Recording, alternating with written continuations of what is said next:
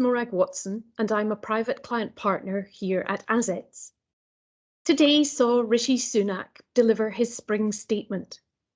He was careful to note that this was not a budget, and indeed there were very few tax measures announced. We have a number of experts who will provide commentary in relation to the changes announced, not just today, but in previous statements which have not yet come into force, and which will impact on taxpayers over the coming months.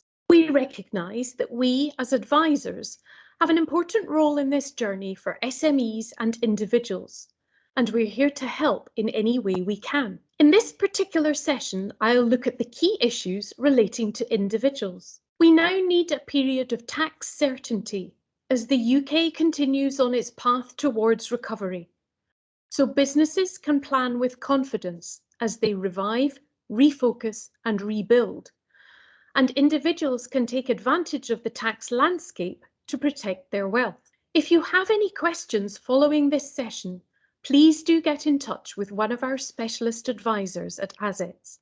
The headline-grabbing announcement towards the end of the Chancellor's statement was his promise to cut the rate of basic rate income tax by 2024 to 19%, a reduction of 1%, and the first cut to the basic rate of income tax in 16 years.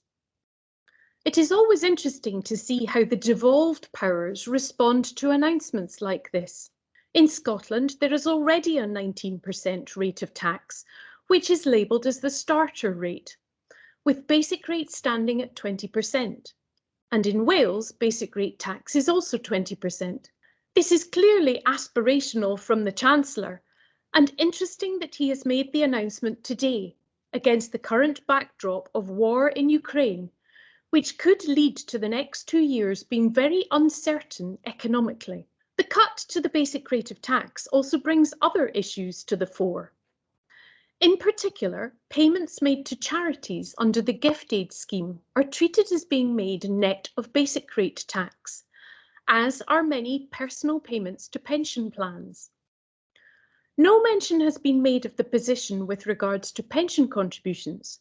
However, the government has confirmed that there will be a 3-year transition period for gift aid relief to maintain the income tax basic rate relief at 20% until April 2027. This will support almost 70,000 charities.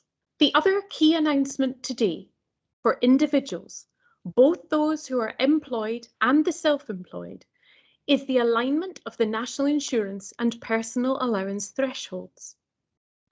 The personal allowance was increased to £12,570 for the current tax year and frozen at that rate until 2025-26. The national insurance threshold for the individual has always been lower than this, and for the current year has been £9,880. This means that an individual earning, say, £10,000 would pay no tax but would be due to pay a small amount of primary national insurance. The national insurance threshold for the self-employed was also £9,880, meaning a sole trader or partner would pay no NI up to that level, but would pay Class 4 NIC thereafter. The Chancellor's announcement today means that from the 6th of July this year, the primary threshold for employees and the lower profits limit for the self-employed will increase from £9,880 to £12,570, aligning the NI threshold and the personal allowance. As a result, someone who is an employee or self-employed earning £10,000 will now receive this income free from tax and national insurance. On the face of it, this sounds positive. However, we must also keep in mind that the Health and Social Care Levy will be introduced from April 2022, and this will see the rates of national insurance for both the employed and the self-employed rise by 1.25%.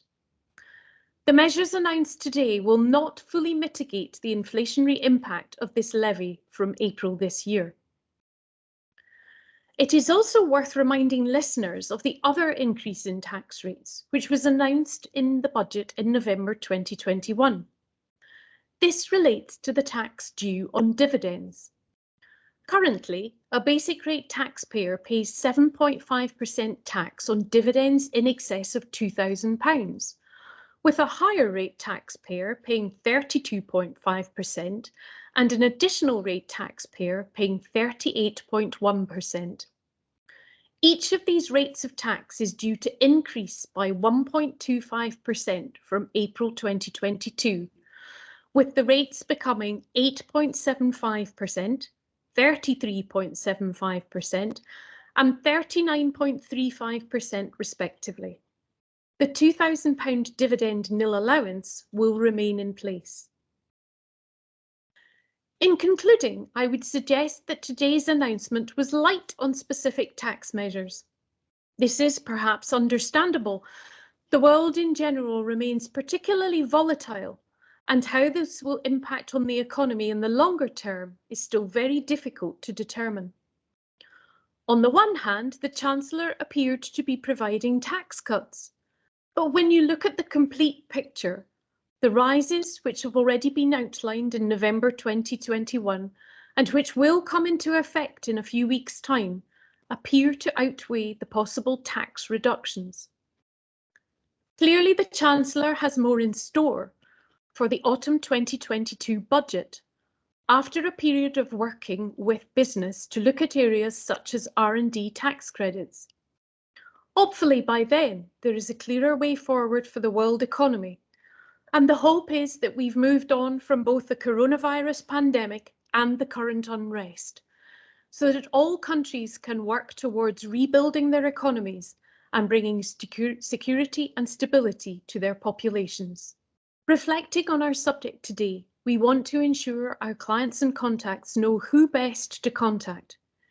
Should you have any further questions, please speak with your usual Azets contact or visit our website to get in touch. Thank you for listening.